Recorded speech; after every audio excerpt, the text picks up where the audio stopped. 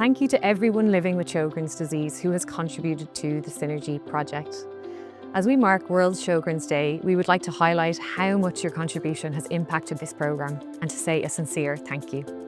Thank you for helping shape the SYNERG-IE programme from the outset and ensuring that the research questions we answer reflect the priorities of people living with Sjögren's disease. Thank you for contributing to the SYNERG-IE programme despite the daily challenges that living with Sjögren's disease can bring. We know your time and energy are precious and we really value every contribution. Thank you for helping improve the design of our surveys and to everyone who took the time to share their experiences through completing them. Your input is helping us identify ways to make managing Sjögren's disease and its treatments easier and safer for patients. Thank you for helping shape future research through priority setting activities and by sharing the questions you want answered. Your voice is helping guide what Sjögren's disease research should happen next.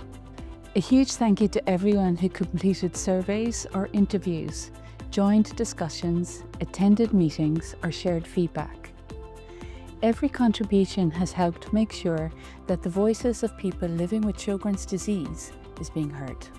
Thank you to everyone who takes part in and attends our webinars and knowledge exchange events. They're very important annual events for the success of the programme. The enthusiasm, the generosity of the Sjögren's disease community has been remarkable and it continues to be a real strength of this research. Thank you for helping build strong partnerships between the Sjögren's disease community and the researchers involved in SYNERG-IE. It has been encouraging to see researchers and people living with Sjögren's disease working together as genuine partners. Thank you for the extraordinary commitment and expertise you've brought to the SYNERG-IE programme. None of this would have been possible without your willingness to share your experiences, perspectives, and really importantly, your ideas with us. We really look forward to continuing to work together to ensure that this research leads to meaningful improvements in care and lives of people living with Sjögren's disease.